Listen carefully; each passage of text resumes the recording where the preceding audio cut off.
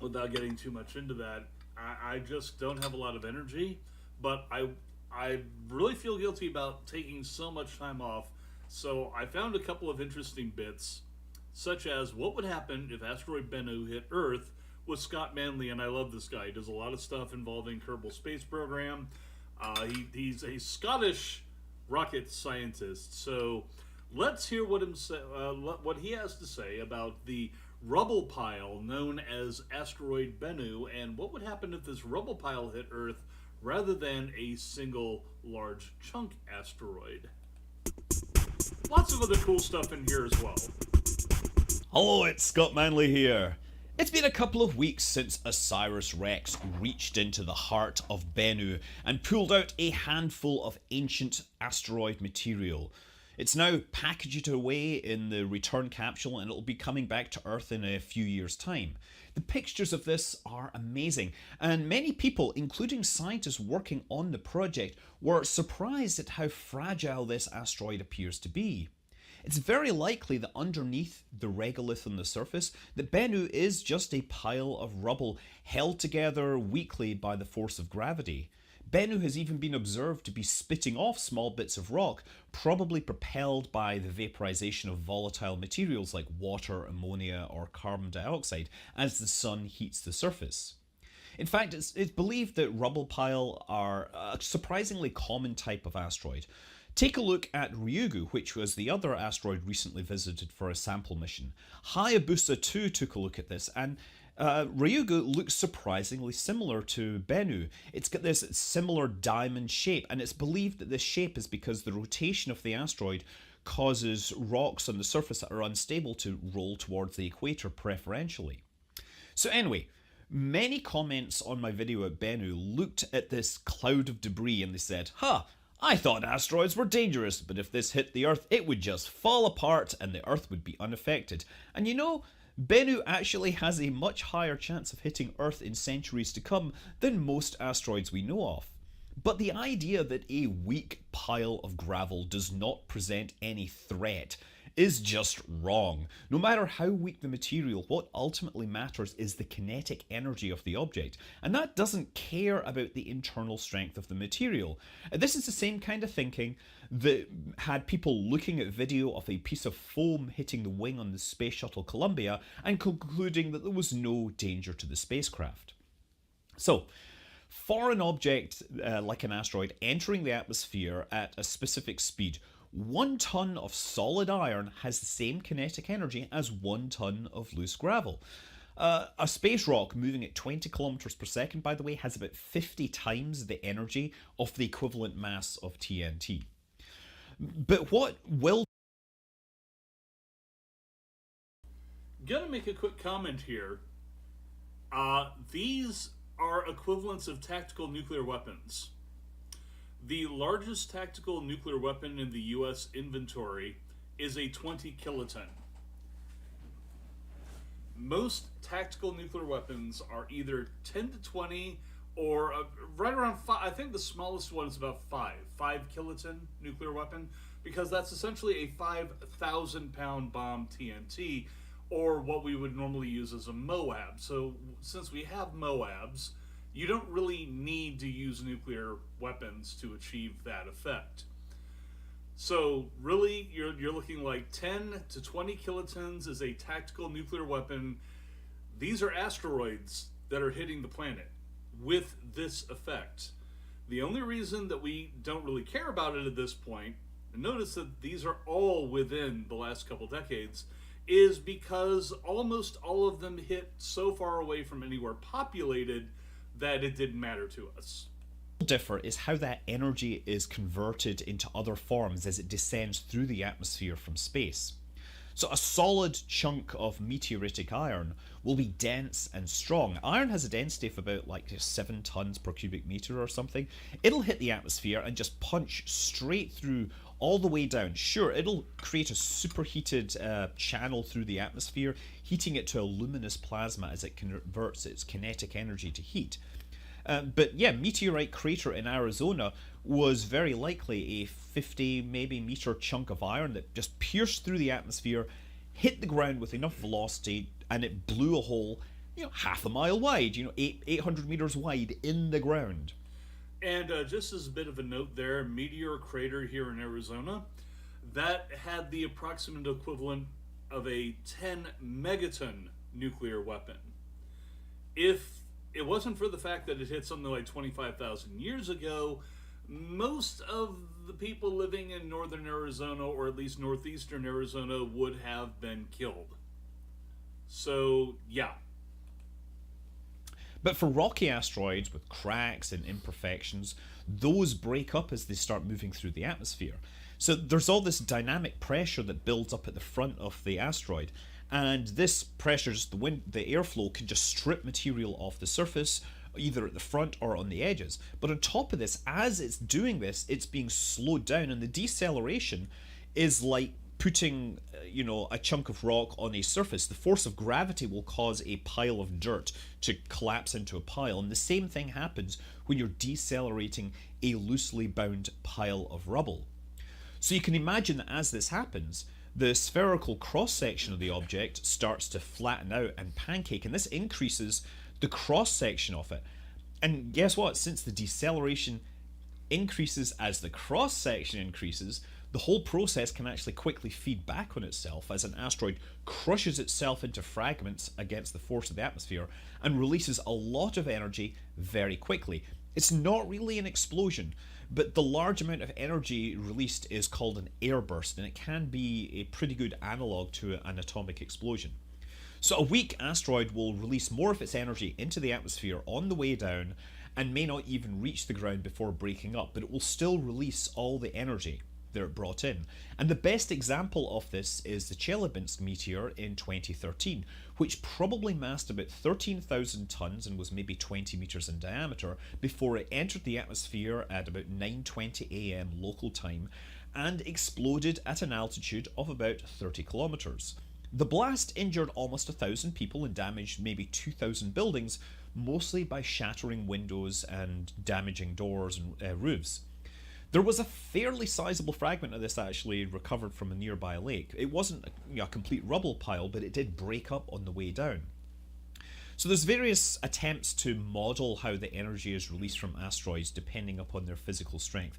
And generally, the stronger the asteroid is, the closer it gets to the ground and the more damage it can cause. But larger asteroids take longer to get completely disrupted. Even with no internal strength, the fact is that there's a finite amount of atmosphere between space and the ground. When we talk about atmospheric pressures, in America, they say 15 pounds per square inch, which means that for every square inch of the Earth's surface, there's about 15 pounds of air sitting above it between the ground and space. In metric, we say it's about 100 pascals, which corresponds to about 10 tons per square meter. An asteroid coming straight down from space for every 1 meter of cross-section will encounter 10 tons of air. Depending upon the angle, that will change. If it comes down at 45 degrees, that's about 14 tons per square meter. 30 degrees, it's about 20. So, if you take the cross-section of Bennu from one side to the other, this is a 500 meter asteroid, and that means that in the middle, the cross-sectional density of the asteroid's bulk density is about 1.26 tons per cubic meter. So cross section every square meter is about 600 tons of rubble, and they aren't going to be stopped by 10 or 20 tons of atmosphere on the way down. So if Bennu encountered the Earth, it would disintegrate. It would spread a lot of energy as it went through the atmosphere, but it would make it all the way to the surface, and it would hit at about 12.9 kilometers per second and release energy equivalent to maybe 1,400 megatons of TNT, right? Or 1.4 gigatons, right? The crater from this would be about 5 kilometers across, about half a kilometer deep, and anything nearby is completely obliterated. Even out to like 50 kilometers, most buildings will collapse due to the pressure wave. At 100 kilometers, you're shattering windows and damaging roofs, and even out to 200 kilometers, windows are getting shattered. If it hits the ocean, by the way, there's less buildings, but there's also the prospect of a tsunami that will grow out and can potentially devastate coastlines thousands of miles away. So Bennu, if it did hit, it isn't a planet killer like we see in Hollywood movies. It's a localized event that can lay waste to large areas. It'd leave a significant effect on the Earth's climate for a few years, following, as dust in the atmosphere would help to form clouds. It would be a natural disaster bigger than any in recorded history.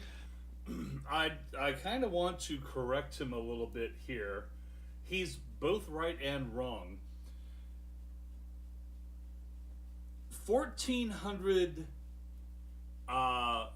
megatons worth of explosive energy, that used to be considered the prospect of a limited nuclear war. Now, aside from the fact that a nuclear war is going to add in radioactive fallout into the bargain, the two major reasons that you did want to do this were, one, nuclear winter, because of the amount of dust thrown up into the atmosphere, which he just talked about. Oh yeah, we'd have that anyway too. It's like, yeah, you would. You would, because you've got five square kilometers pretty much of dust being thrown up into the upper atmosphere and then spreading out over a goodly portion of the planet. The main reason that this wouldn't be as devastating as a limited nuclear war, aside from the lack of radiation, is simply that it's all compacted in one area. In an actual nuclear war, nobody is actually throwing around city buster 10 megaton weapons anymore. The only sites that those would be used against would be against massive hardened targets like Mount Cheyenne in Wyoming, which it would take like a 20 megaton bomb to hit. That's only 20, however, out of the 1,400 that he just mentioned.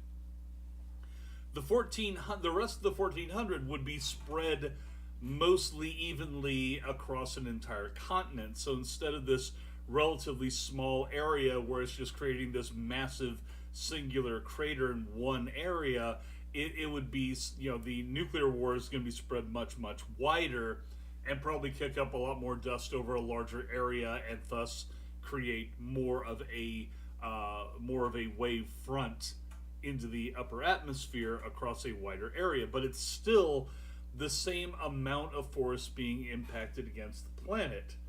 So the idea that he's got is like, yeah, Bennu could hit, it'd be 1,400 megatons worth of explosive energy, but it wouldn't be a planet killer. It doesn't have to kill the planet to kill a huge chunk of humanity. It's not an extinction event, but it would be, we would definitely feel it. But it's not going to wipe out the human race. That's going to take a chunk While out of it. Bennu does come close to the Earth every 6 years or so, it's actually hard to tell in the long term what chances Bennu has of colliding with the Earth. We can calculate its orbit forwards in time, and we can see that in 2060 it will come within 0.005 AU of the Earth. That's about twice the distance to the Moon. This is close enough that the gravity of the Earth will have an effect on the future orbit. And this effect is very sensitive to the configuration, how close it actually is.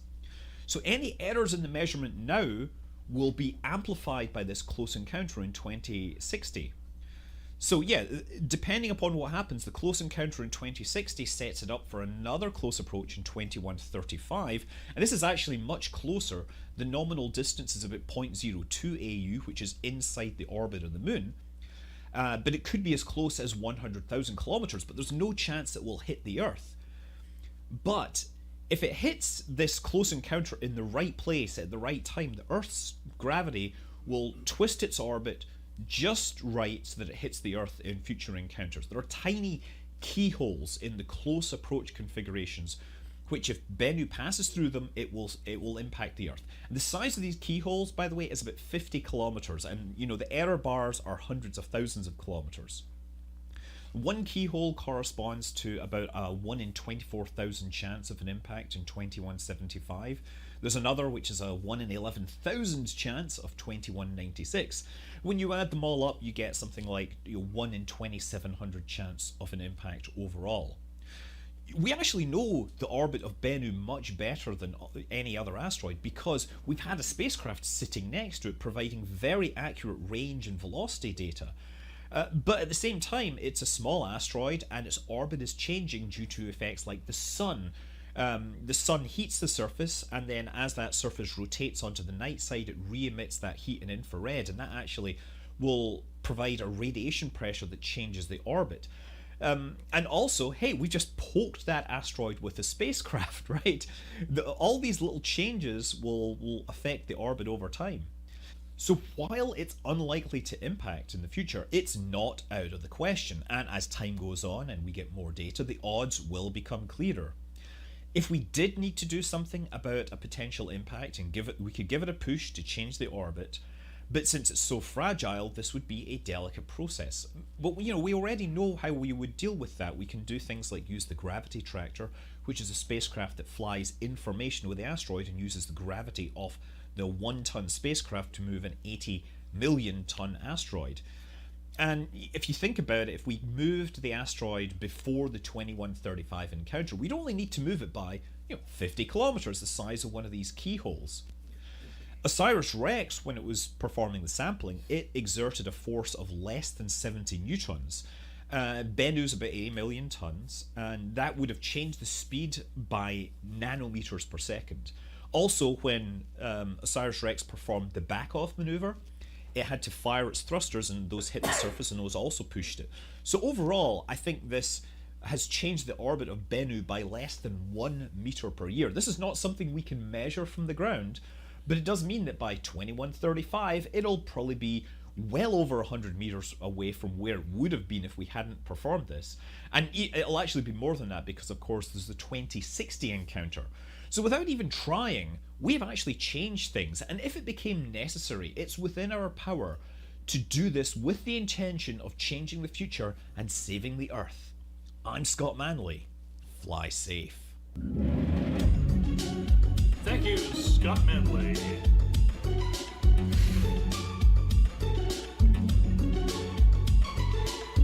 And as an extra bonus, I already had this running in the background.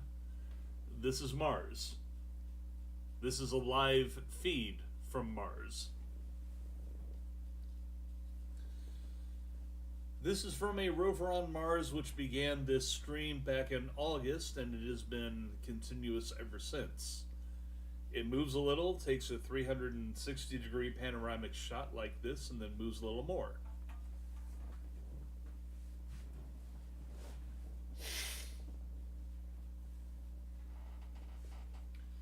And the Earth scientist in me just completely geeks out.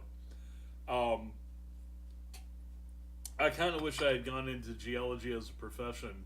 Maybe I'd be working at NASA and really digging into this kind of footage right here. What we're seeing here is either the remnants of a volcanic eruption or an asteroid impact. I'm thinking more asteroid because this looks more like blast damage. You're seeing a lot of carbon there from the energy created by the impact of a large rock. Of course, Mars' atmosphere, though, does have an atmosphere, is nowhere near as thick as Earth's is, to the point where we can't actually parachute things safely to the ground on Mars from orbit. We're going too fast when we get there. So we can do aero braking to slow down, but if we only use parachutes, whatever craft that we sent would just slam into the surface. The atmosphere is just too thin. So an asteroid hitting Mars is generally going to hit with more velocity and more direct ground impact than on Earth, as Scott Manley was just explaining regarding the prospect of Bennu hitting Earth at some time in the future. So what you're probably seeing here is asteroid blast damage. You've got all that black carbon all over the place. You're seeing the sides of cliffs that look like they were melted. Also, this was probably this is inside the crater, seeing from inside the crater, because you're seeing all this exposed, all these exposed layers here. This is shattered. This has been shattered by impact. Looks to me. I could be completely wrong, but that does not look to be erosion. It's much too jagged. Although the sand here is probably erosion from that face as the burned rock eventually, there is wind on Mars, so you're going to have wind erosion over time. Then you have this glorious reddish sand sea back here, which is probably what the whole area looked like before there was the crater impact. So that's the breakaway that you just saw there, revealing the layers and how all of this developed in the first place, layer by layer by layer by layer, then bam, and just shattered it into pieces, and you see layers everywhere.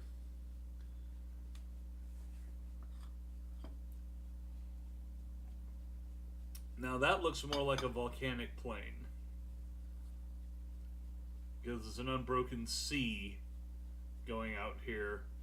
This area right here might be a shallow crater. I'm kind of thinking it is, but anyways, yeah, this is Mars Cam from NASA rover during Red Planet exploration. This is an ongoing stream, a live stream. So this is just cool.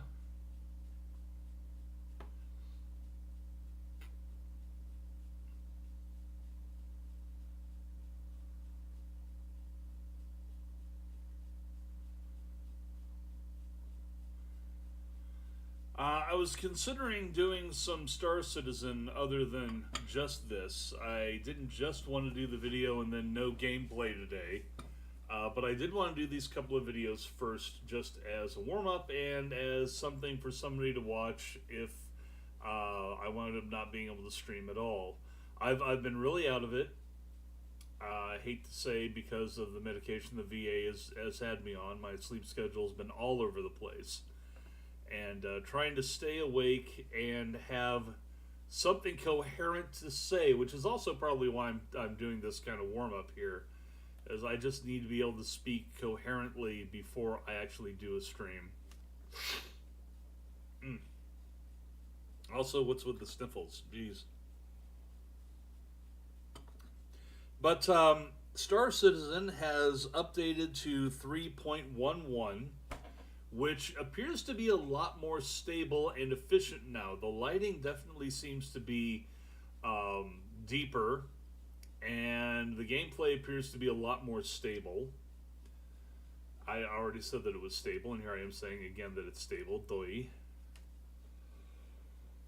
Oh, sorry. Like I said, my sleep schedule's been all over the place. So let's at least try and get a functional mission out of it, shall we? I was able to do that recently, by the way.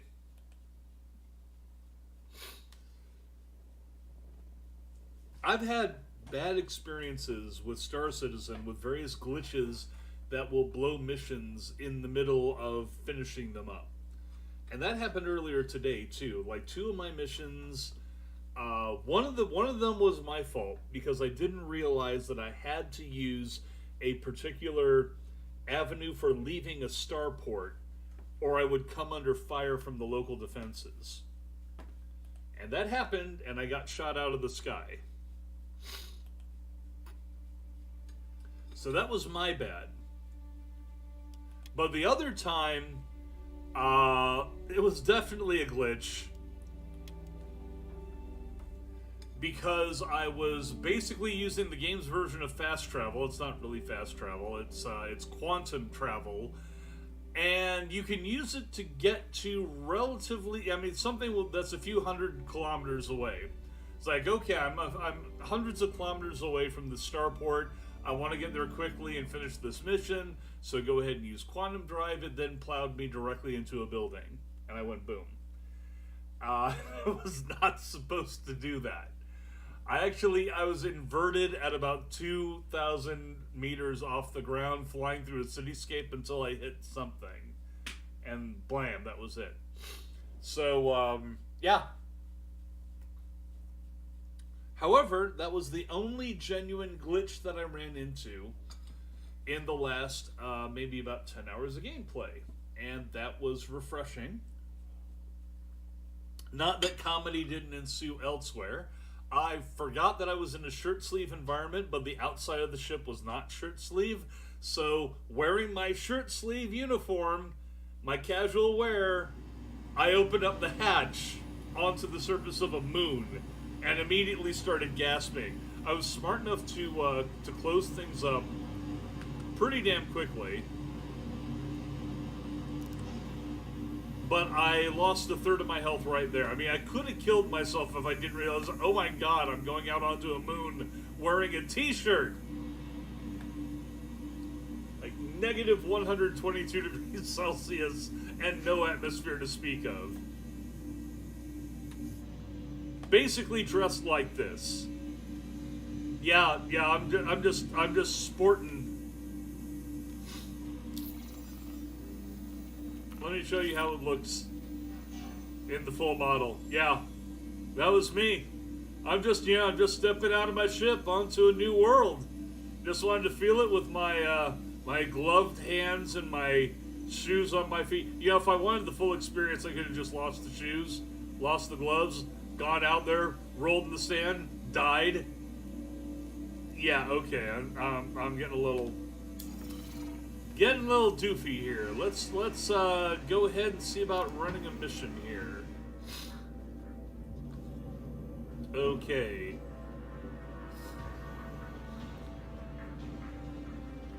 Now I'm not going to do anything super dangerous or crazy or anything. Basically the same sort of thing that I've been doing, which is mostly easy deliveries. Because all I'm really playing the part of right now is your basic courier. But I got a real nice ship to do courier work in recently. And courier work actually pays pretty well. For obtaining and delivering 3 packages, usually 2 or from 1 location versus 3 locations. So, like a total of 4 places that you have to hit up. You get 8,000 credits. I would be a lot better off, except I didn't realize that I was being told to heave and be scanned by a cop, and I got fined 20,000 credit. Yeah, United Empire credits for that. Ah, jeez. Okay, so let's see about getting a contract, shall we? Delivery, this is what I've been doing.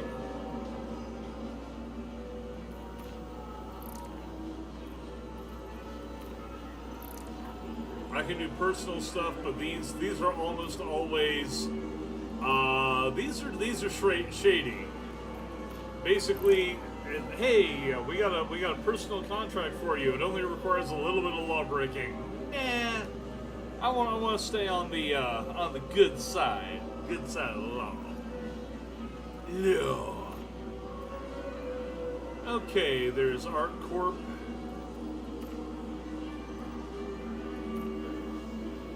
These are all fairly local.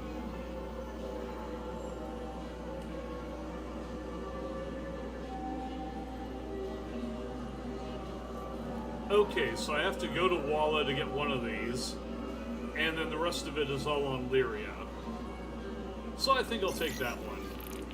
Because I like Lyra. Lyra is best pony.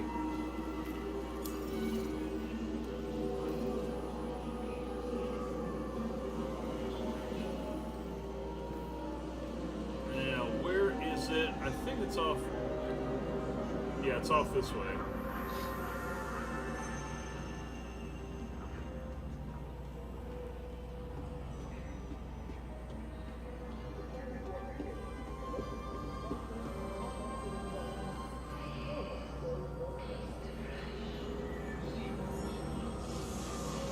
That way, or... Ah, I think it's over there.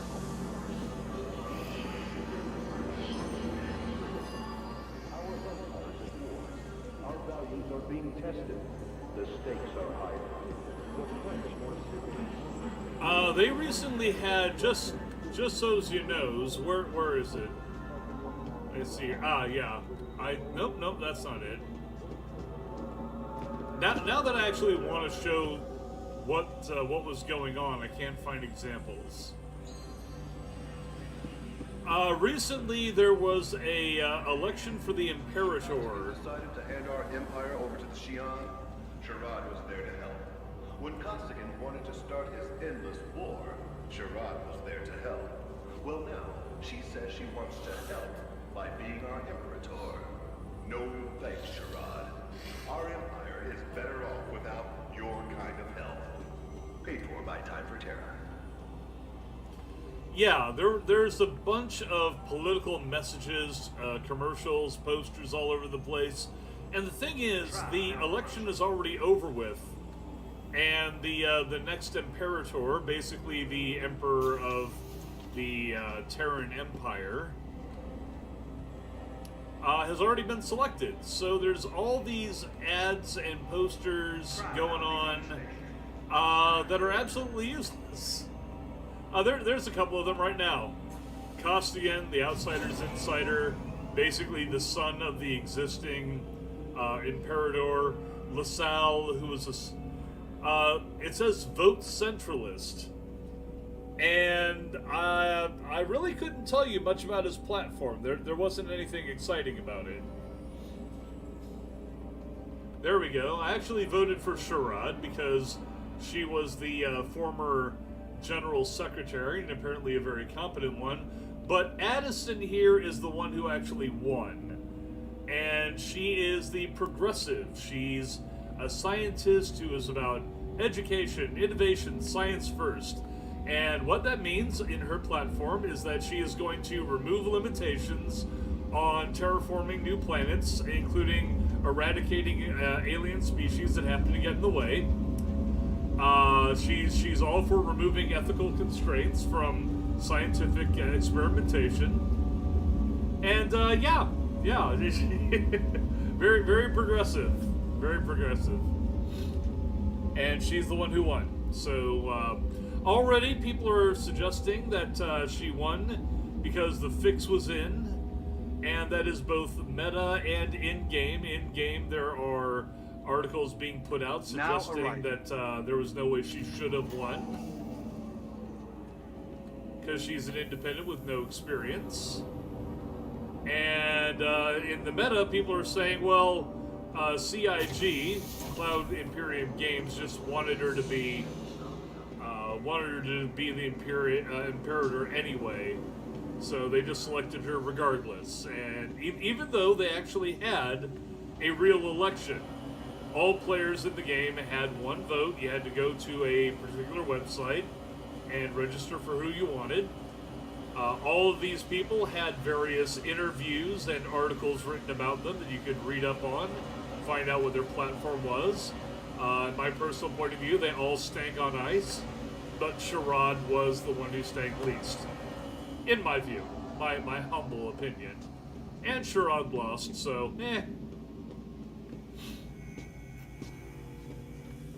It's just like real politics. It doesn't matter what you pick, you're going to get a pie in the face.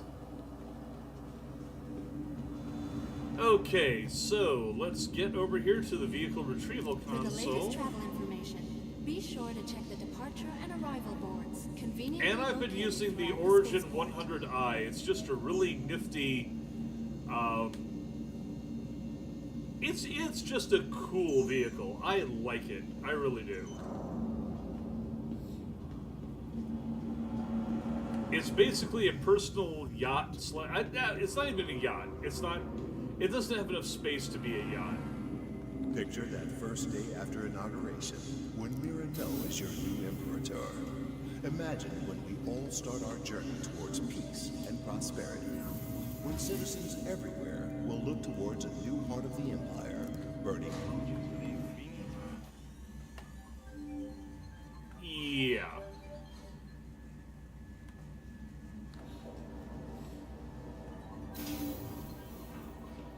So yeah, CIG hasn't gotten around to finishing that gotten around to removing all the political stuff yet, because there's no point to it anymore. It's over and done with. And let's see here. Yeah, this is my new baby. I went ahead and upgraded from the Aurora LX that I had, which was the luxury version of the Aurora, which I've always likened to basically being a Ford F-150. This, I think, is closer to being a Corvette. It's nice and sleek. Lots of view. You can't see directly behind you when you're in cockpit.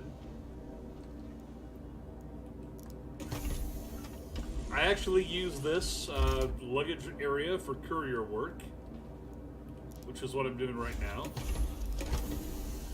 Up here is, you'll see things like, well, there we go. These were interactive last time I saw. Basically, these are various parts. Something breaks, you should be able to fix it from up here. That is, if you have the parts and the skill to do so.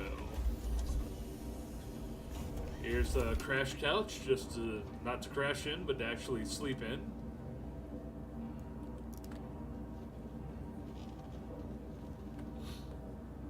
Very basic, but apparently quite comfortable. And you can also log out on it. So, this thing also has quite a few other nifty things, including apparently the ability to refuel itself.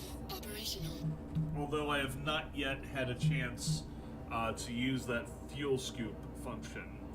So, let's go ahead and call air traffic control, let them know we're departing.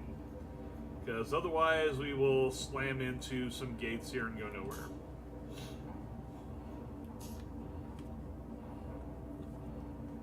You are clear to launch.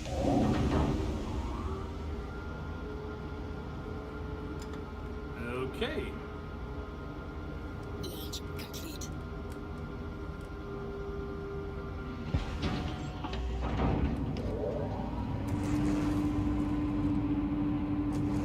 Collision alert, collision alert, collision alert. Alright, there it is. There is the way out. If you don't use this, you'll get shot down. Thank you, and please visit again.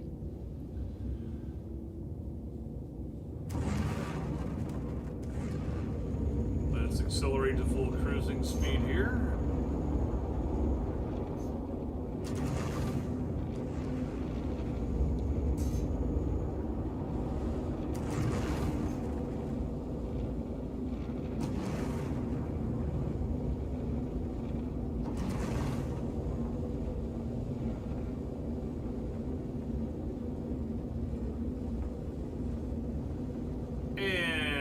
Pretty much straight up at this point. At about 5 kilometers altitude. I want to get up to at least 10. I think there is one place on planet here that I need to hit up for delivery, and then I need to go off in that direction over here. Or that way. Okay, that's 10 clicks.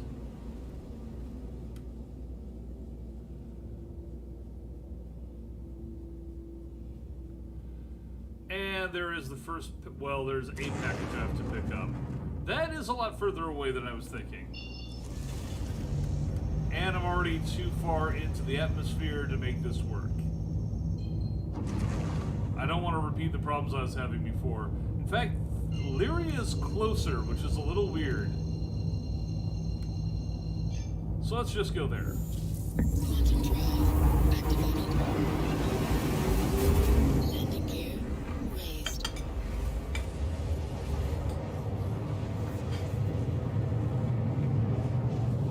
Oh, that's another thing. If you forget to raise your landing gear, this thing will helpfully pull it up so you don't rip it off in hyperspace. Quantum drive deactivated. You can be so lazy in this thing. I actually had my first successful dogfight in this thing earlier today. Somebody in, I guess it was a freelancer, tried to jump me going on one of my deliveries, which was kind of dumb because all I was transporting was bio waste. It's like, what do you want? Do you know this is what I have? It's like, ah, man, I gotta get some of that bio waste. Literally chunks of human shit. I gotta get it.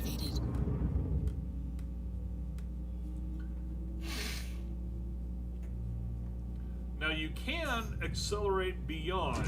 Look. See that? However, the more you push it, the more you are likely to blow out some of your gear. I actually caused some of my equipment damage earlier today doing exactly that. And wound up losing control over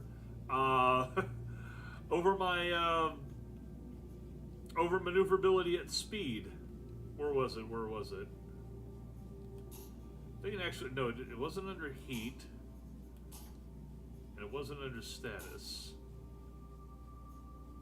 I think it was actually power. No, not it. I already looked at heat.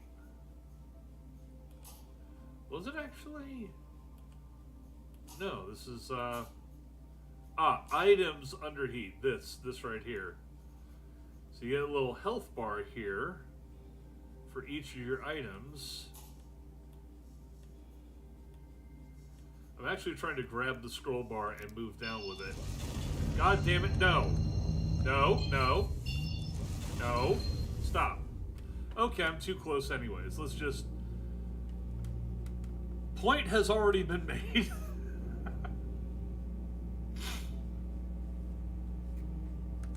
Okay. Landing gear deployed. Let's get some lights on so I can better see where I'm landing.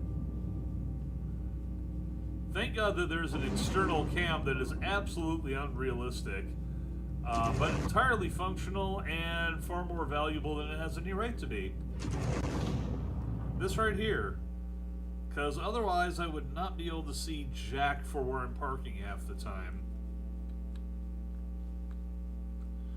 This lets me do a precision landing without breaking too much shit. I think I'm going to be landing on a angle here regardless. Maybe I can land on a bit of a ridge here. You can damage yourself with a bad landing. Okay, let's try. Okay, and I'm down.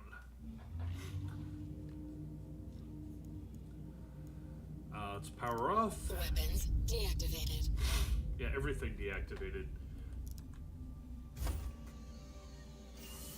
Let's also make sure that I don't repeat the error that I had earlier today by going out onto a moon in shirt sleeves.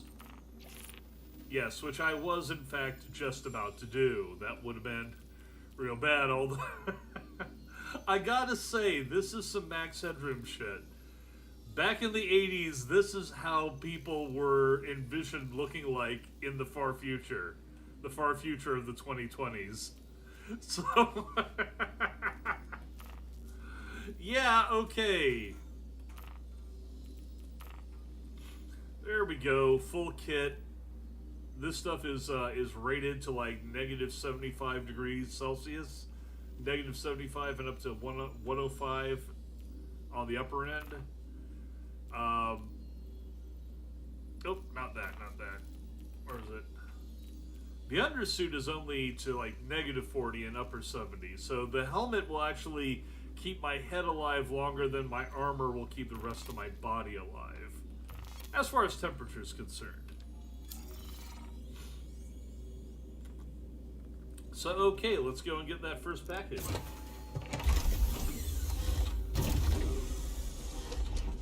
Is there air? You don't know.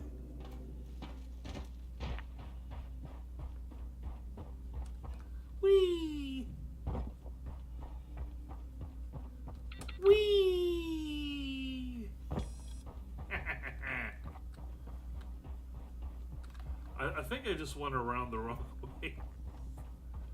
Did I? Wasn't it over here? Yes. There's only one ramp up into these things. And as you can see, I'm actually already just on the edge of or below what this suit can handle. It'll give me that little notice there saying, hey brah, you pushing it. I'm going to turn off chat because it's almost universally useless.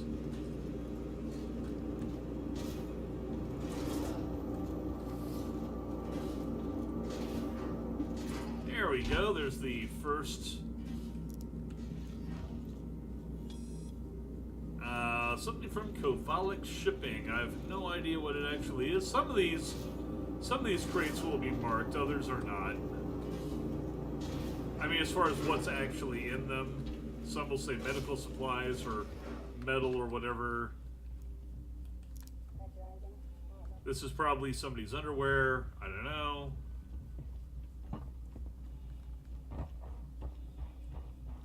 Boingy, boingy, boingy.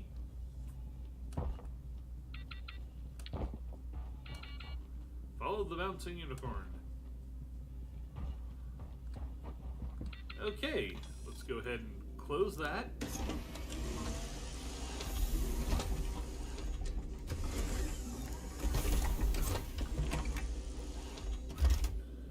Alright, now I don't want to close the door. I want to place, not drop, but place.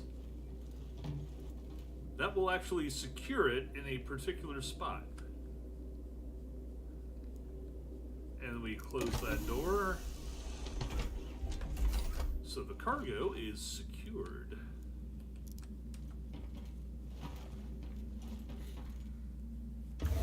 Hey, Halvega, what's running like crap?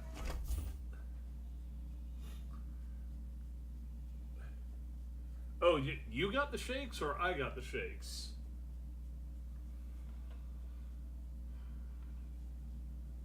I don't have the shakes.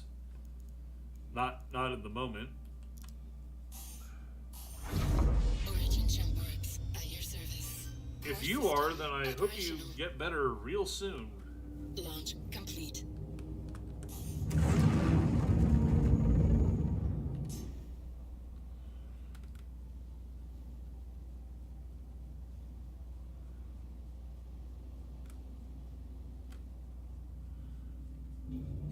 Actually, I want to go ahead and change that so it's directly behind because that's what helps most with landing.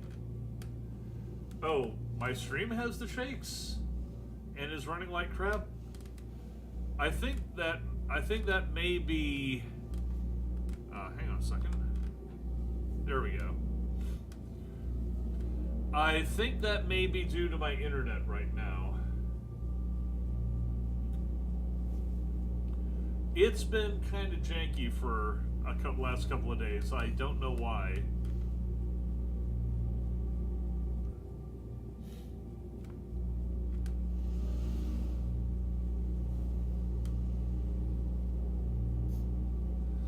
But I figured I needed to go ahead and at least do some kind of stream here.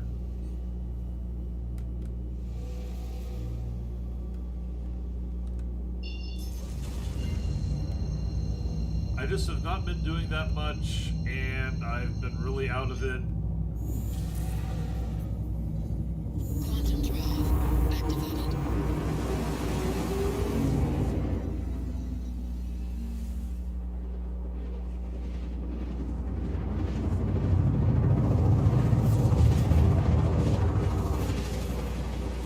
So I figured come hell or high water, I'd at least put in a couple of hours today and get something done.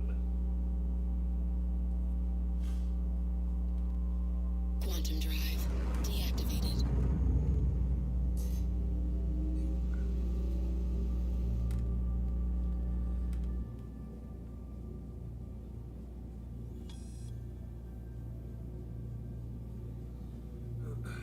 So it's not just me, it's like, oh, Please come to an immediate halt and hold for your vessel to be scanned.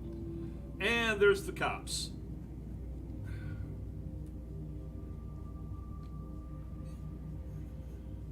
Like, right there.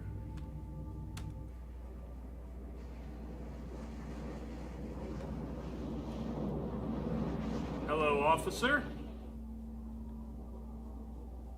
Is there a problem, officer? Right. Everything checks out. You're free to go. Why, thank you. Just go ahead and reset that and hit it.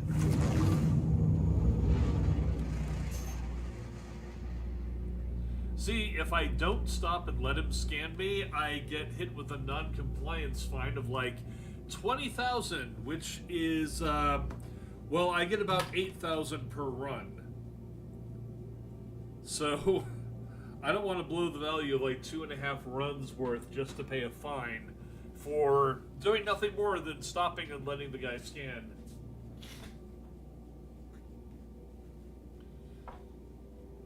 Okay, you've been watching Newsmax. So it's not just me, it's like internet in general.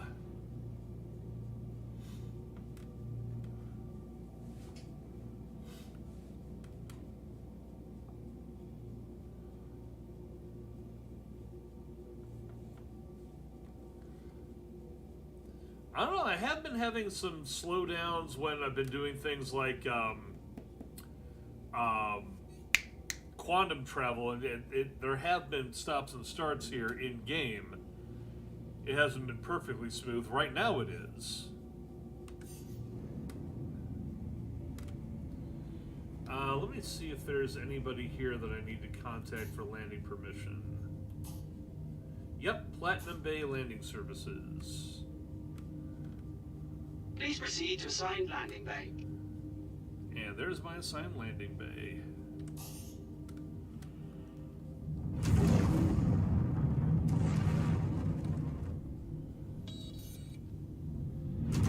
Landing gear deployed. These things are a bitch to nail. Also, they put it right next to that frickin' jaggy thing.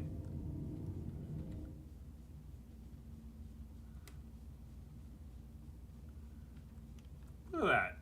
Who puts a landing pad right next to that? Platinum Bay Services, that's who does.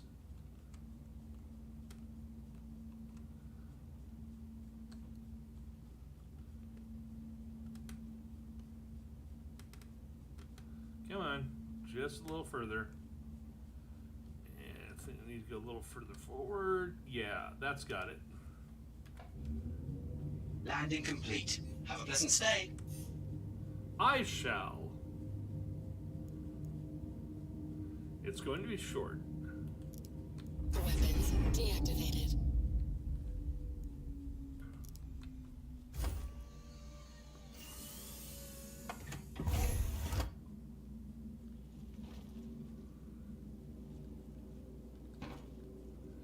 My little vehicle.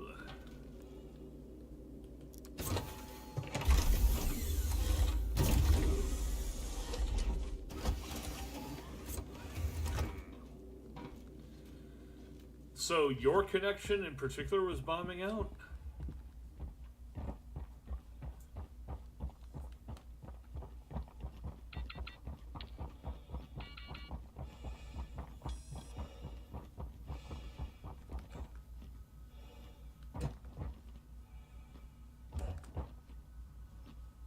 This is a long way to go and get my package.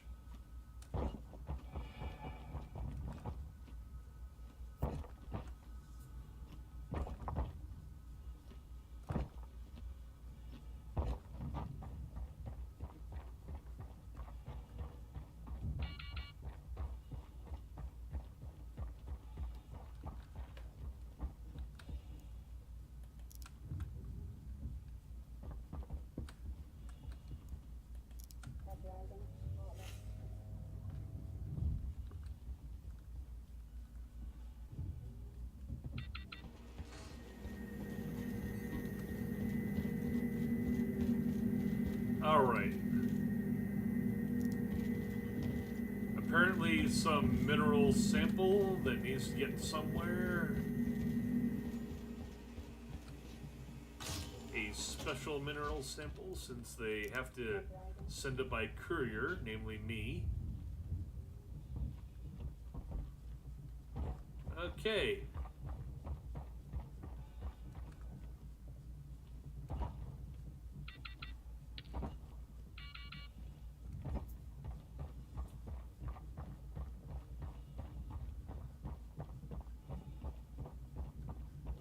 We're on the moon, Charlie.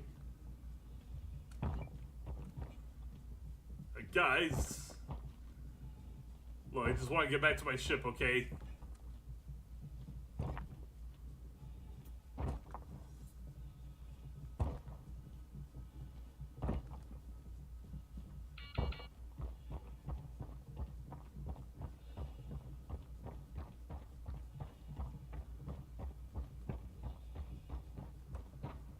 I kind of thought I was going to get back to my ship and it would be hijacked already.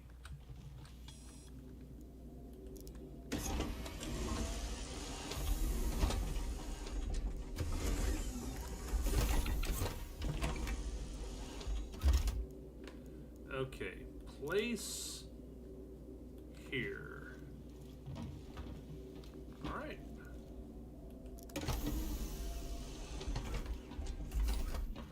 That's 2 packages picked up.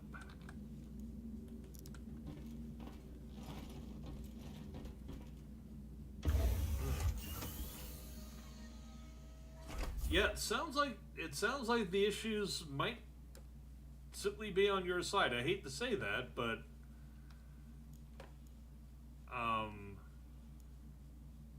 sounds like you've just been having really, really janky internet. Okay.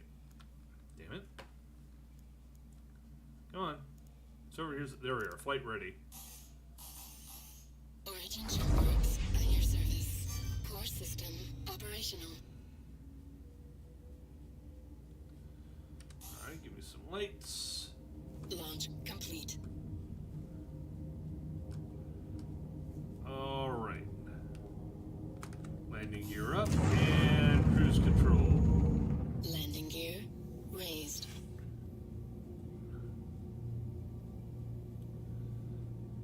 Thank you, and please visit again. I think I want to give myself maybe a bit better on the radar range. Because that one guy just showed up out of nowhere.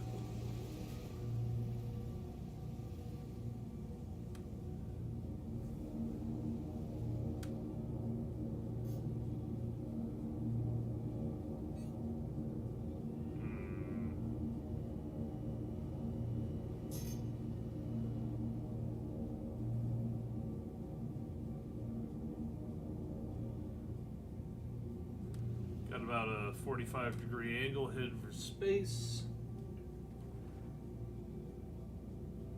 The stuttering. Let me check that out. I'll just basically got it on cruise control over here.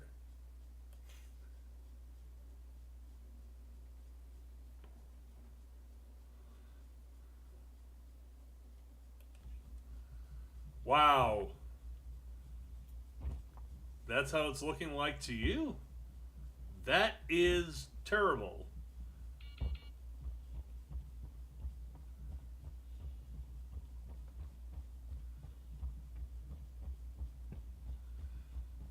Oh, okay. Yeah, that's pretty awful. I'm gonna put this off. I'm gonna like put a save on that.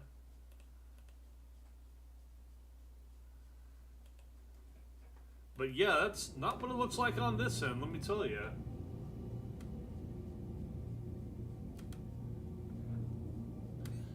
Well, I don't know if that's your internet or mine at this point.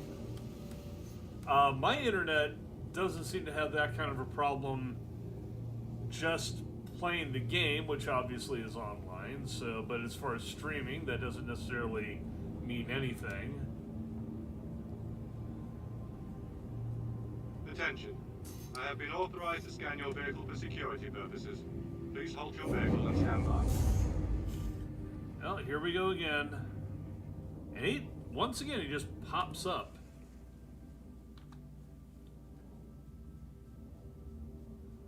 Where's this guy?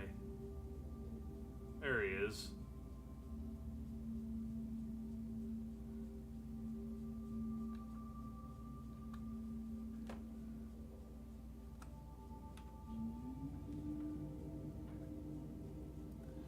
Just gotta wait till he's done scanning.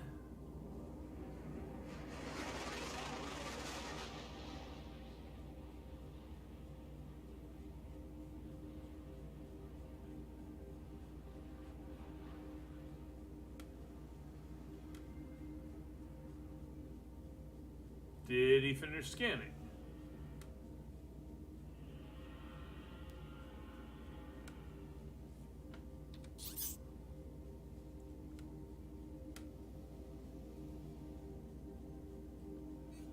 I'm not so sure about this. Well, I think he went ahead and took off. Either that or that was a pirate and he's going to bring back some buddies.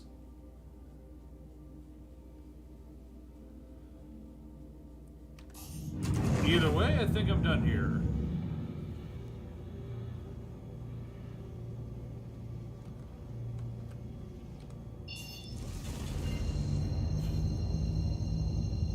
He did not give me a verbal go-ahead. Quantum drive activated. I hope he's not just bugged out. If it's a bugged security check, well, I'm not being fined for leaving the area, so I guess it's okay. Yeah, I hate to say it, but with everything that you're saying, I think that internet issue is on your side. Or if we're both having it, then that might be why it's really bad.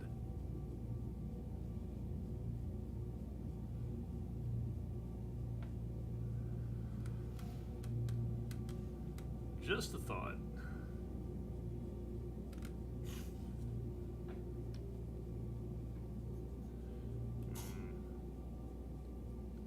How is it that this guy's just, showing up out of no freaking where? Alright.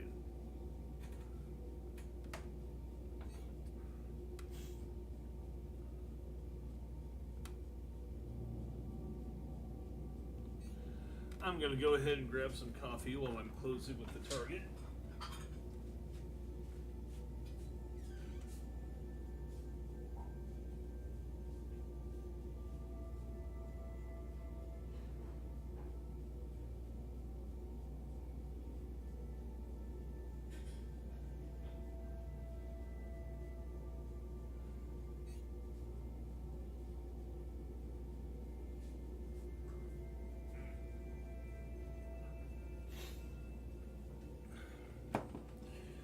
I think that one guy was a little sus there.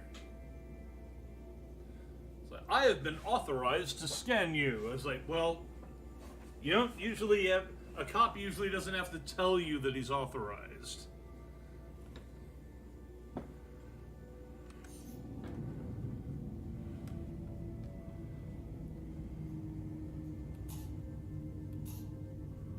Okay, apparently this place does not have any particular landing protocols.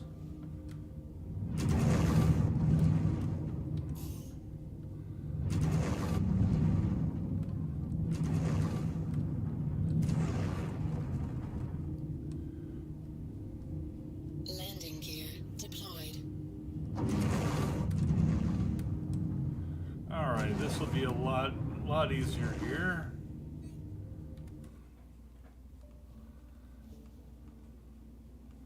Pretty straightforward, really.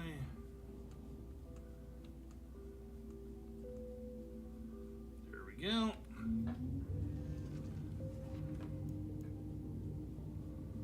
Power off. Weapons deactivated.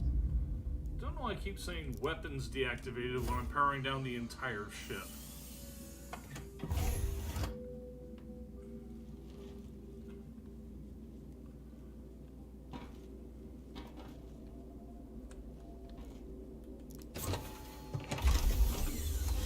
Okay, package number... I can't really make that out.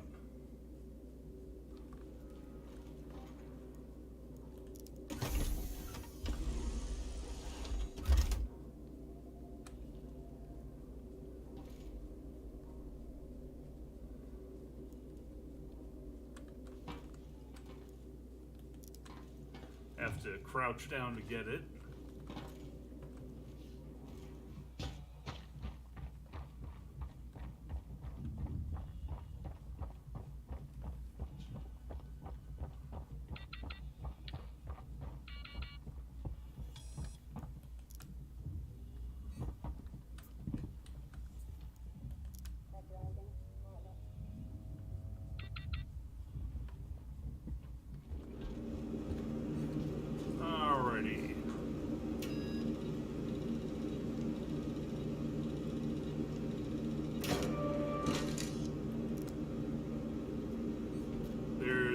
metal sample. Just want to make sure that it clears. Alright, got my thumbs up.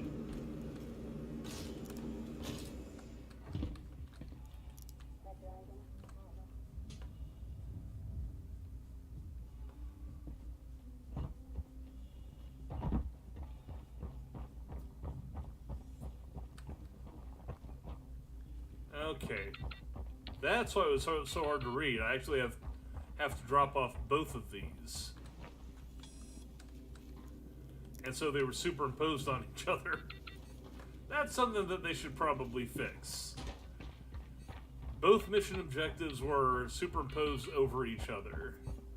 But then again, if you know that all of your missions are going to the same spot, then I suppose it doesn't really matter. You don't have to check the number.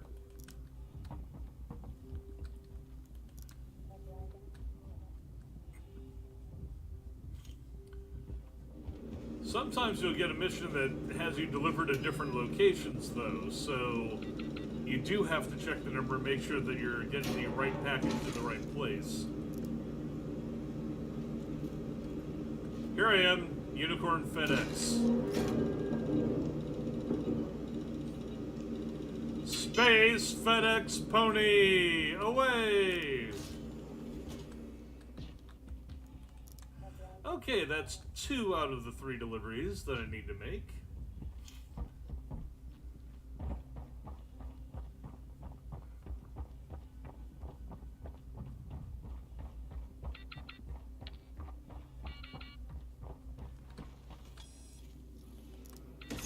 Close that door, it's cold.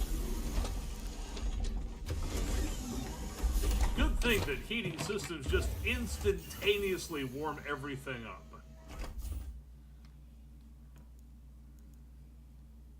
Oxygen systems just instantly oxygenate everything. It's great. Origin jump at your service. Core system operational.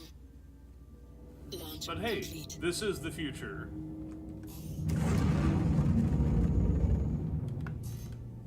Landing gear raised. All manner of things can be accomplished in the future.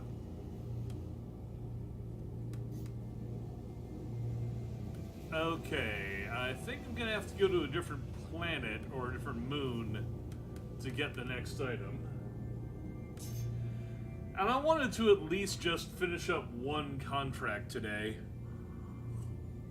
You know, like make 8,000 credits. You can actually buy stuff in-game with the credits now. Like upgrading your equipment, get better, better engines, better weaponry, better everything. And it's all interconnected as well. You know, getting a better weapon doesn't mean anything if you don't have the power plant to take care of it. And having a better power plant doesn't really help if you don't have the engine thrust you need to get from point A to point B. And it all goes together pretty well. It just works.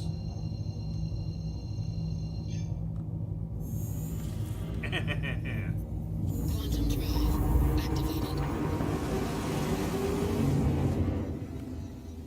Well, I'll say one thing about Star Citizen. I haven't yet gone to a planet and had a building flip into the sky or anything like that. Haven't bumped into an NPC and had him stretch out into oblivion.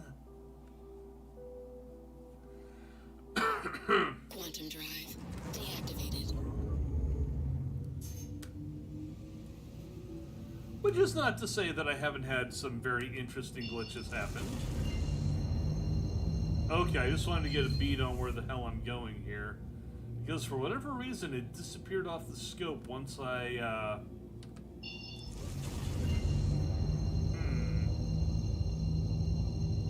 Yeah, it says I'm too close for using the quantum drive, but without...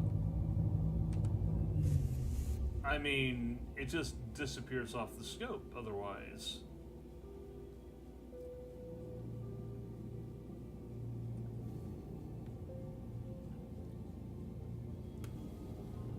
Oh, that's not even where I'm going. That's where I'm going.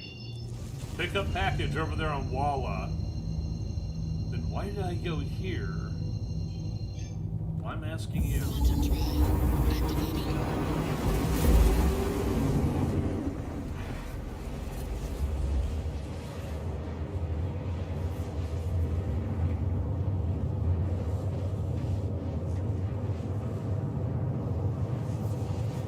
It's times like these I wish there was an in-game radio.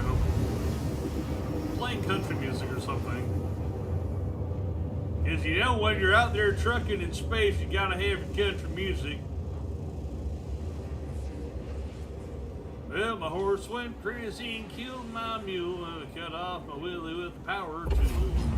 Fixing the hole in the barn where the meteor fell through.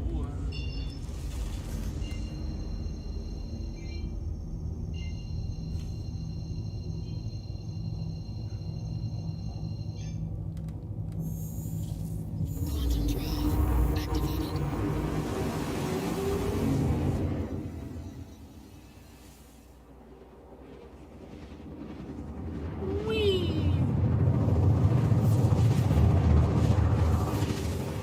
I will say this, Star Citizen is definitely picking up in its overall quality and stability. As I've really only had one major glitch over the last day or so of gameplay.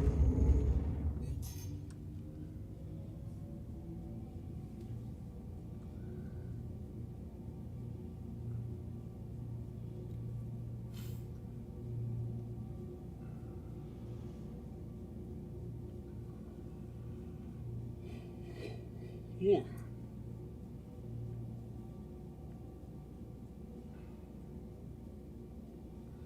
For a second, though, it said pick up wreckage. Yeah, it only gets you within about 20 kilometers, then you gotta fly the rest of the way in, doing about 212 meters per second. So it does take a bit, which gives a chance for pirates and other players to jump you if that's what they have in mind. Of course, it is a big universe, as they like to say, the verse, which I think is a little... Honestly, I think that's a little pretentious. It's the game universe. It is a big one. I've run into exactly one other player aside from being at a starport, which is obviously where, you know, people tend to congregate. But on a mission, I've run into one other actual player ship and one actual player while doing other things in game. There's a lot of space out in space.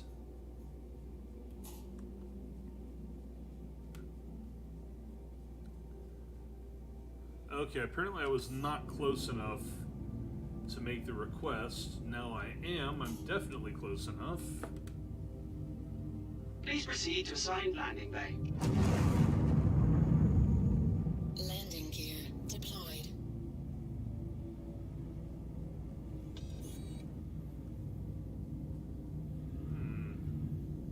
This is a little bit different.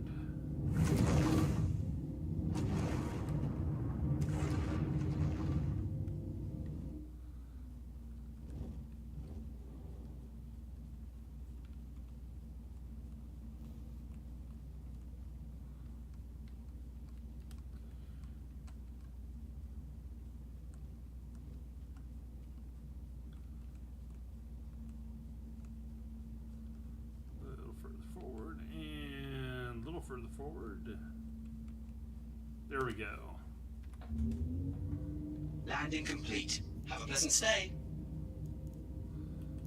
I believe I shall. Activated.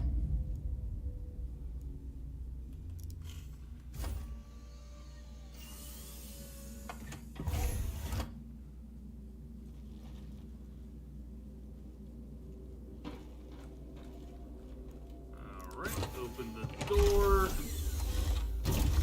Open the door, get on the floor. Everybody walk the dinosaur. Now that doesn't date me nothing well.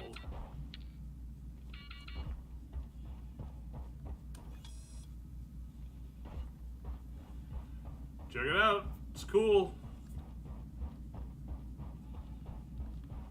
Green quartzy things.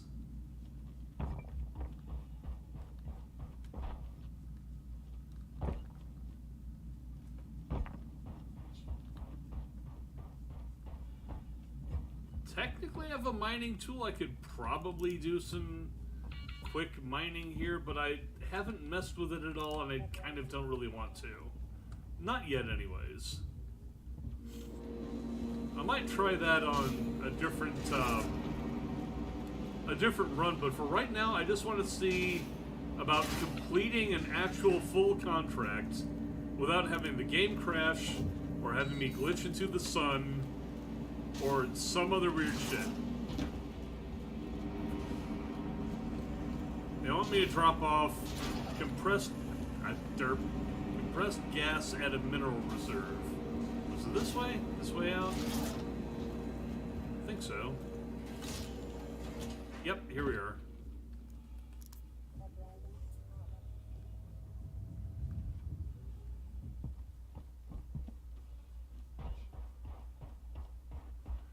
People say that life is fun, but I just piss and moan. I got one foot on a banana peel and the other in the twilight zone. And people say that life is good, but I don't know why. Far as I can tell, life sucks and then you die. That's basically every country song ever.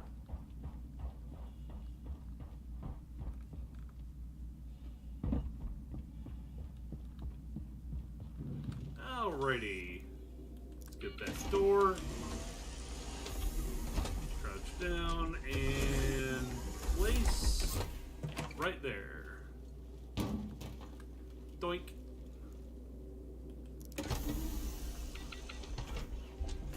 Close that door.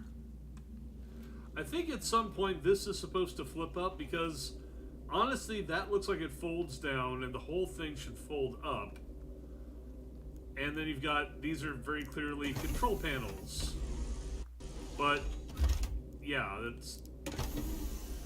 they're not active. I do like how sleek and well-appointed this thing is. Yeah, okay, there's another player.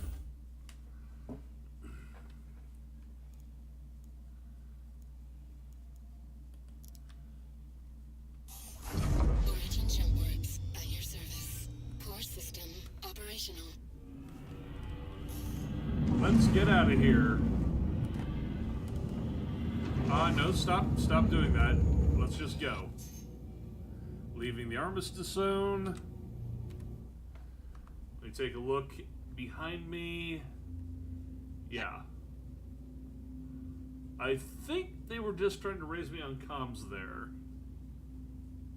I think that was their, their voice raising me on comms. If I recall correctly, that is... Whoops. One moment. There we are. Derp. Stop it. There. Go.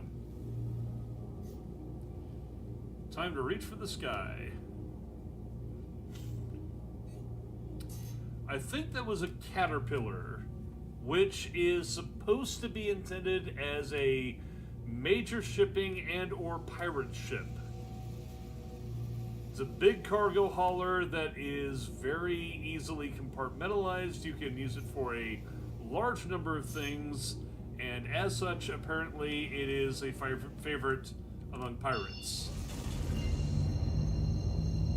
So, I don't know if that's guy's a pirate or not, or if he's just doing some honest trading, but I don't want to be anywhere near him. Especially since the guns on that thing can just obliterate me in no time. I don't know why he necessarily would open fire on me, but there are trolls in this game who will happily just gun down anybody in their vicinity.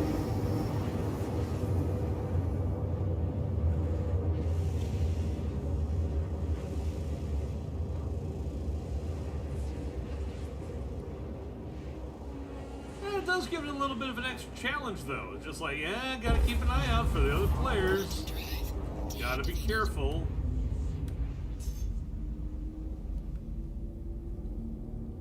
Okay, drop off right there.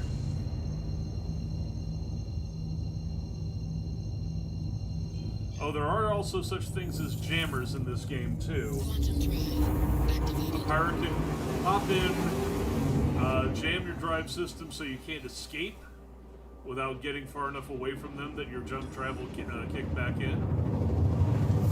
I really wish I could turn that off because I am never going to respond to these combat assistance requests. I am never going to do that. So I would just like to be able to turn that off. Quantum drive deactivated. Alright, so here's the third and final package to drop off today, then probably find some place to rest and recuperate. Or I could just go into deep space and crash on the ship couch back there. That'll work too. Because that does work as a logout function.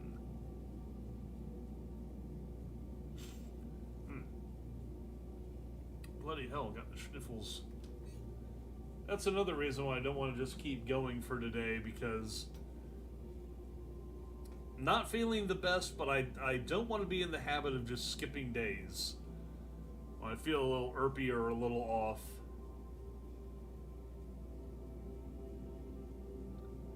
Okay, there we go. Just reset my monitor on this side, actually. Coming in under a very thin layer of upper atmospheric cloud mist. Very nice. Inside the tropospheric cloud layer. Troposphere as far as this little moonlet is concerned. Check and see if we've got any comms on them. I don't think so. I don't think they're gonna care. Okay, lights on so I can see where the hell I'm going. 1,600 meters up, 1,500, and 17 out. There we go.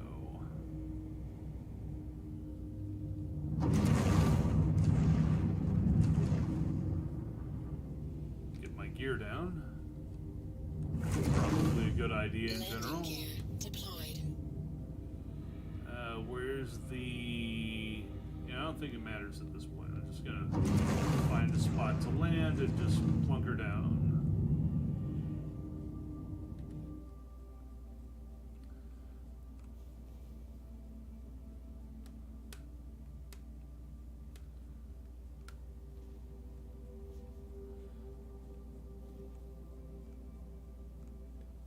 There we are.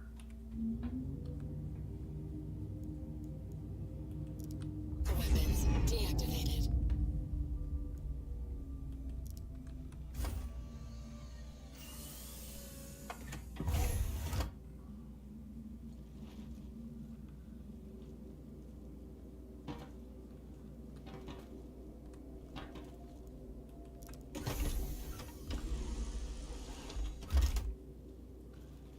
Gimme.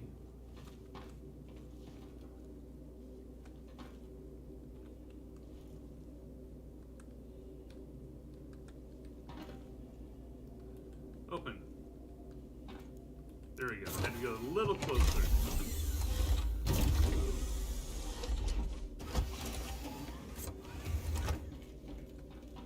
Can't see shit.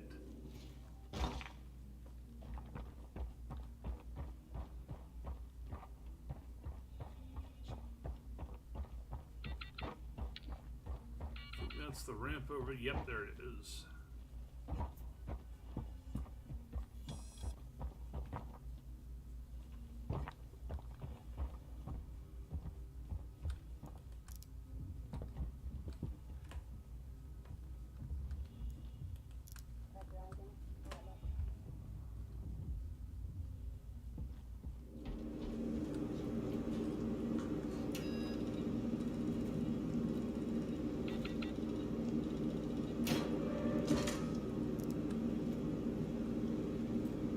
And there's number 3. Just wait until it confirms. Yay!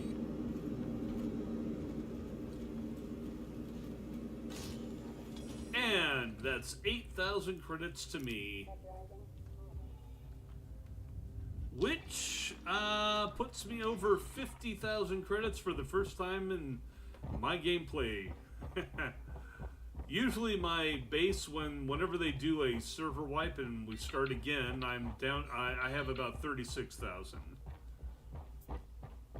But today I decided to actually go out and start doing things for a living in game. Isn't it all very pretty? It's all so pretty.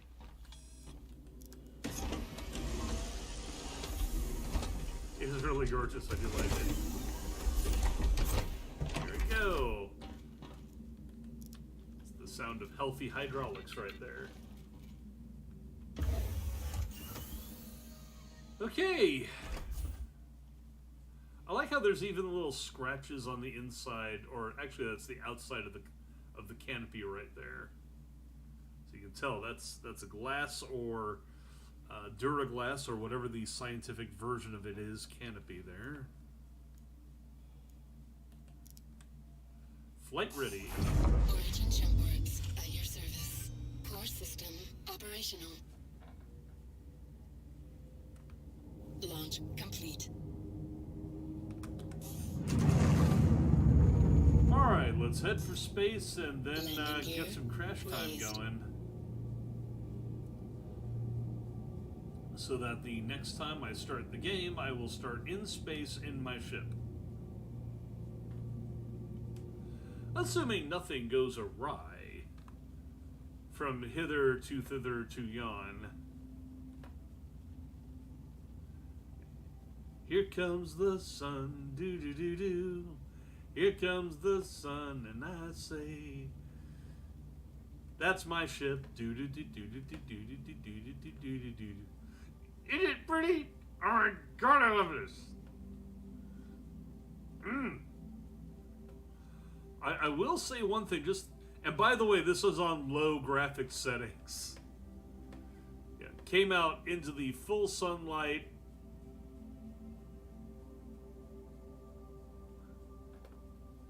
It's the dawn of another day in space.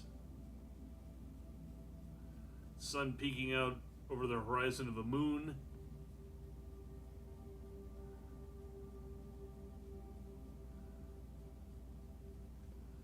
As I climb for the stars.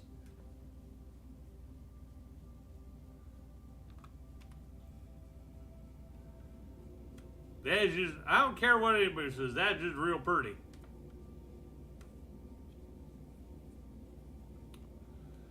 Technically speaking, okay, there's 20 kilometers.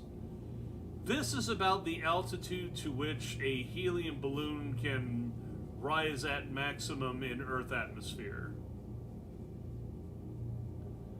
So if I was on Earth, I would not technically be in space just yet. Not for a ways. But since this is just a moon, let's see what else there is to be seen around here.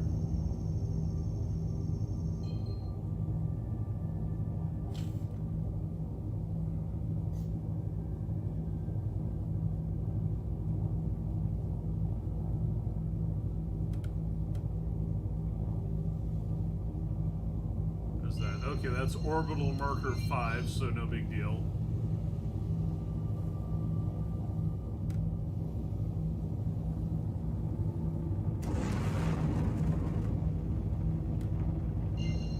Marker 3.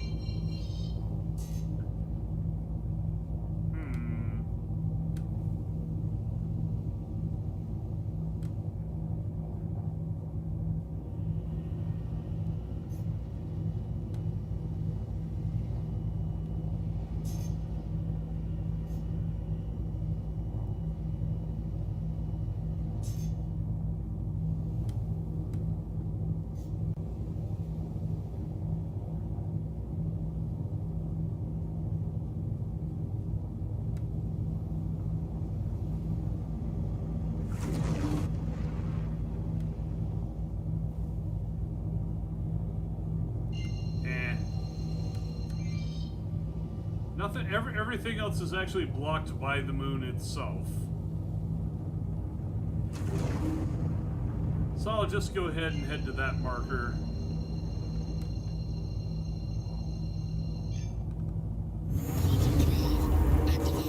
Quantum drive deactivated. And see if that clears me for anything. Gets me a nice view of the sunny side of the world, or the moonlit.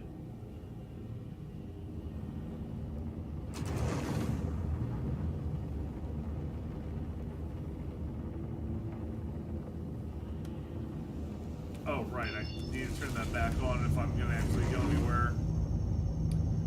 There's a comma ray, another orbital marker. Yeah, all the interesting stuff is out this way now. Voila.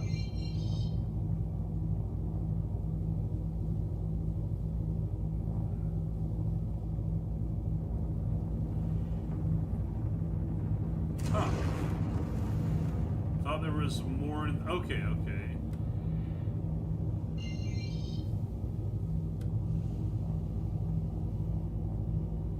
Okay, Bajini. You know what? I think I'll go to Bajini. That is an R&R station. Basically, the intergalactic truck stop. I don't know if I've showed the truck stop before. But I can park my car, and I can rent a room. I can grab a snack. Quantum drive deactivated. I can probably get in trouble with the law.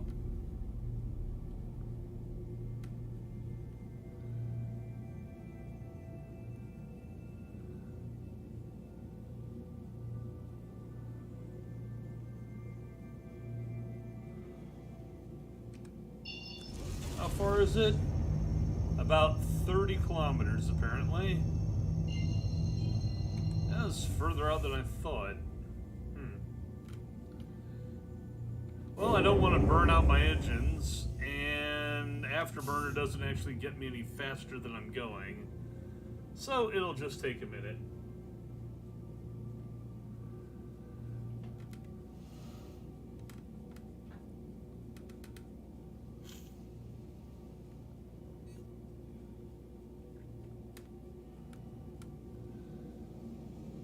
I'm a little sad that I didn't get jumped by at least one pirate there, though.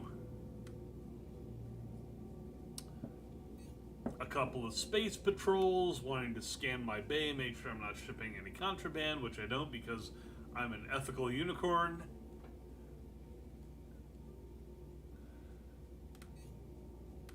Moving shipments from point A to point B, like interstellar FedEx. And hitting up a truck stop. So yeah, this is basically American Truck Simulator in space.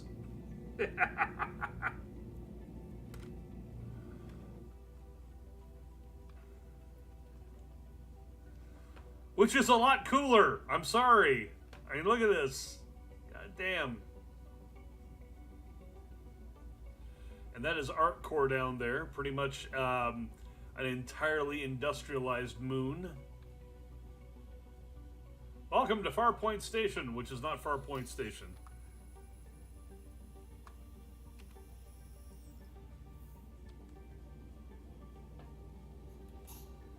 Comes. Okay.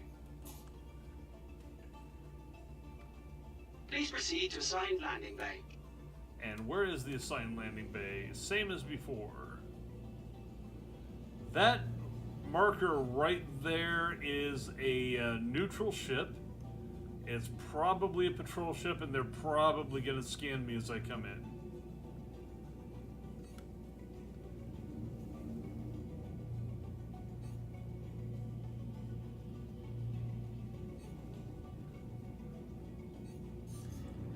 Yeah, let's slow it down some. Pop the landing gear. Landing gear deployed. Oh, I was supposed to go topside on that. All right.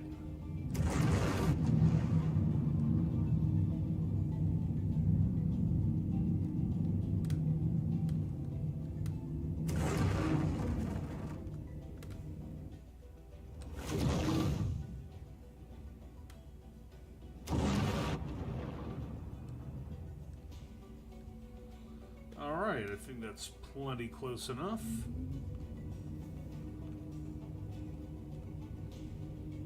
Landing complete. Landing complete. Have a pleasant stay. Weapons deactivated. Let's go see the Space Mall. The Space Truckers Space Stop. Space.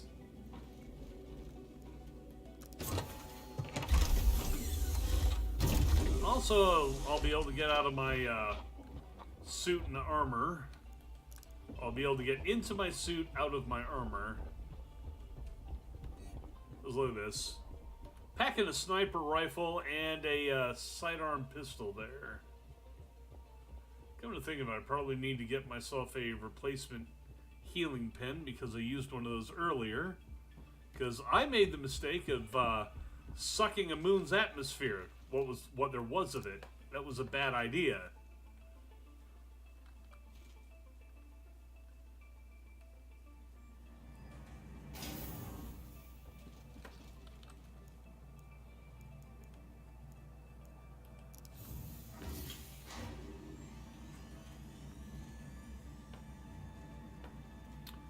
Do do do do do do do do do do do do do do do do.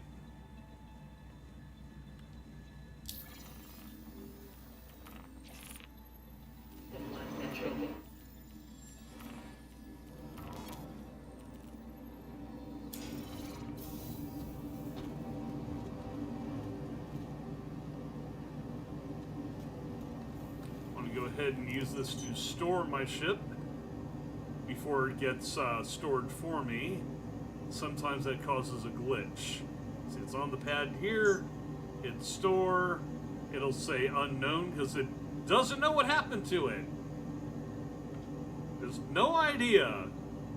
Here's my other 3 ships.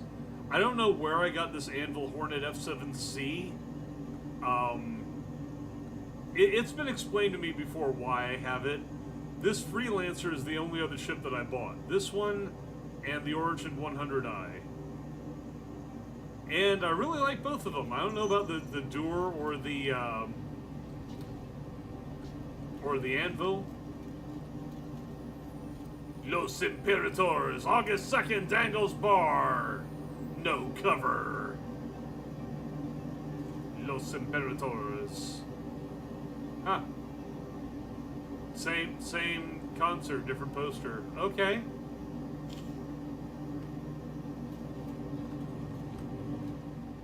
Let me get into the rest of my cities. Lose the undersuit, and there I am. Looking pretty dapper, I must say.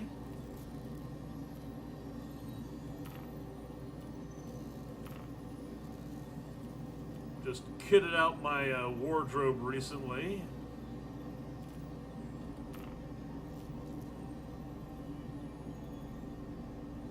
That one's not popping in.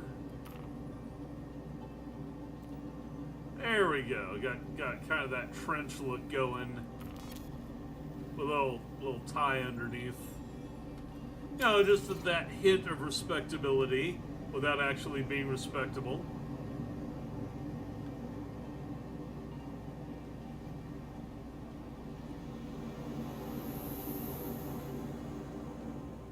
Alright, let's enjoy the view for a moment, shall we?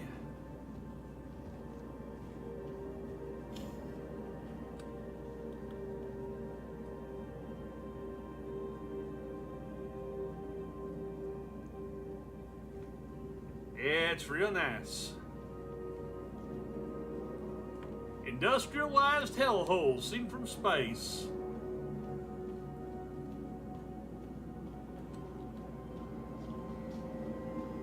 And there's an upper deck too.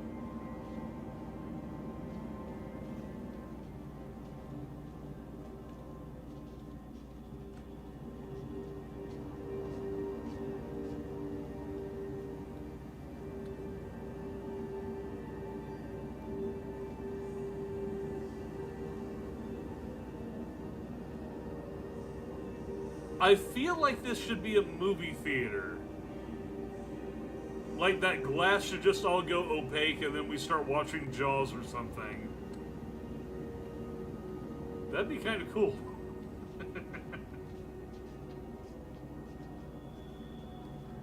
Everyone, movie night. Movie night in the amphitheater. Movie night.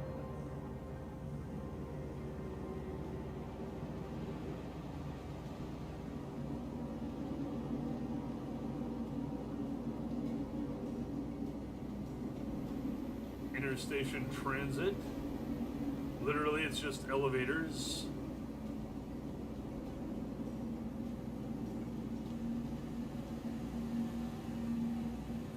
And here's Easy Hab. Much nicer than the one that they have back in, I want to say Stanton, but Stanton's the entire system. Olisar Station. This is actually fairly well kitted out. So really at this point, if I just, sit or crash or do whatever here, there we are. Then when I come back in, I will be in one of the Easy Habs. This is nice. This is nice. So, yeah, I think we're going to go ahead and call it here.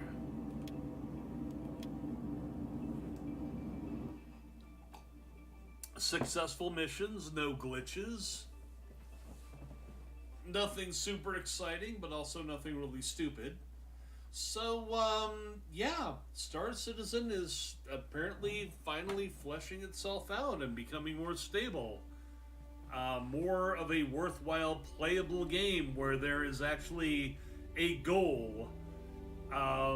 Really, the main goal that I've seen so far, at least from my point of view, is that it is an effective trading system now.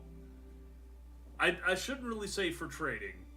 I think the trade, the commodity system that they have is still sort of getting worked up.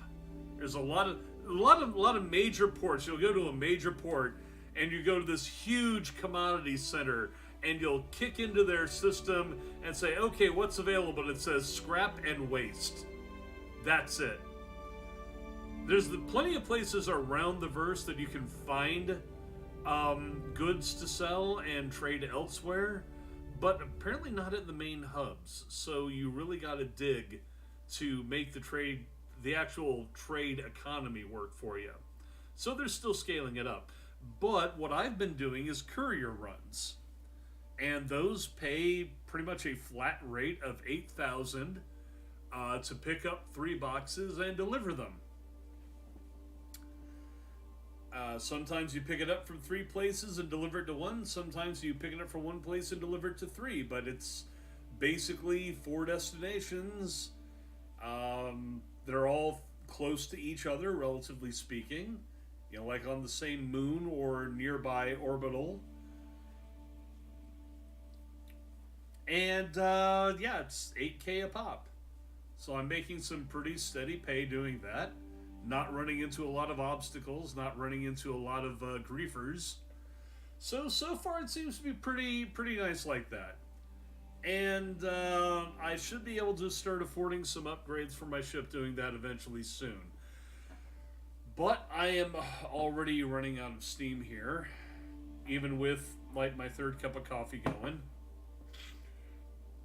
You can tell I've got the sniffles, got some kind of cold going on. So, with apologies, I'm going to go ahead and knock it off after about 2 hours of gameplay here. But I wanted to at least do something and get some content back out there again and not just be offline all the time.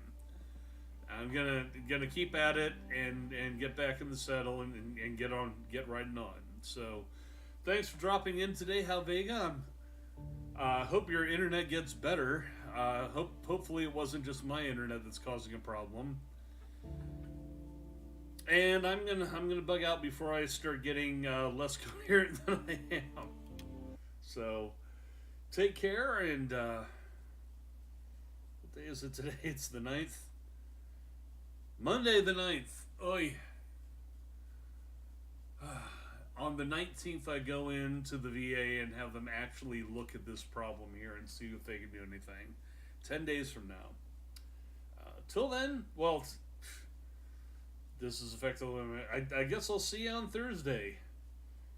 Catch you later. I don't know. I'll probably do RimWorld on Thursday or something. I got to get going. I'm already fading here. I'm gonna hit the sack. Have a good one.